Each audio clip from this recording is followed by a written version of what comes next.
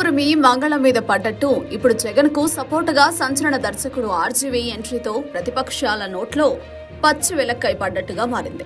YCP వైభవాన్ని చాటుతూ ప్రతిపక్షాలపై సెటర్లు వేస్తున్న RGV attacks కు అందరికీ దిమ్మ తిరిగిపోతుంది. అనంతపురం జిల్లా రాప్తాడులో సిద్ధం సభ సక్సెస్ కావడంతో వైసీపీ శ్రేణుల్లో జోష్ నెలకొంది. ఇటీవల మారిన రాజకీయ పరిస్థితుల నేపథ్యంలో రాయలసీమ జిల్లాలో వైసీపీకి బలం తగ్గిందన్న కామెంట్స్ వినిపించాయి. వైసీపీ నుంచి భారీగా టీడీపీలోకి చేరికలు, గత ఏడాది జరిగిన పట్టభద్రుల ఎమ్మెల్సీ ఎన్నికల్లో టీడీపీ విజయం వైసీపీ శ్రేణుల్లో ఒక రకమైన గుబులు రేపాయి. అందుకే అక్కడ సిద్ధం సభను వైసీపీ శ్రేణులు ప్రతిష్టాత్మకంగా తీసుకున్నాయి. జన సమీకరణ చేయడంలో సక్సెస్ అయ్యాయి. సిద్ధం పేరిట జగన్ ఎన్నికల ప్రచారం సభలు నిర్వహిస్తున్న సంగతి తెలిసిందే. తొలుత భీమిని నియోజకవర్గంలో సభ ఏర్పాటు చేశారు. రెండోది గోదావరి జిల్లాలో పూర్తయింది.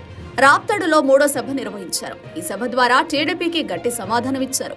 రాయలసీమలోని 4 జిల్లాల నుంచి భారీగా జనాలను సమీకరించారు. ఇందుకుగాను 3000 ఆర్టీసీ బస్సులను వినియోగించినట్లు తెలుస్తోంది. దాదాపు 500 కిలోమీటర్ల దూరం నుంచి సైతం జనాలను తరలించినట్లు సమాచారం. సభ సక్సెస్ కావడంతో వైసీపీ శ్రేణులు టీడీపీకి గట్టి హెచ్చరికలు పంపాయి.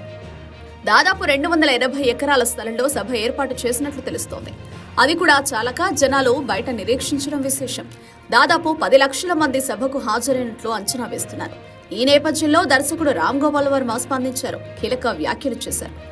సిద్ధం సభకు సంబంధించి యూట్యూబ్ లింకును తన అధికారిక ఎక్స్ అకౌంట్లో పోస్టు చేశారు. కరువు ప్రాంతంగా గుర్తింపు పొందిన రాయలసీమలో ఒక్కసారిగా ఓ మహాసముద్రం ఉద్భవించినట్టయిందని వ్యాఖ్యానించారు. 10 లక్షల మందికి పైగా హాజరైన ఓ జన సముద్రంగా అభివర్ణించారు.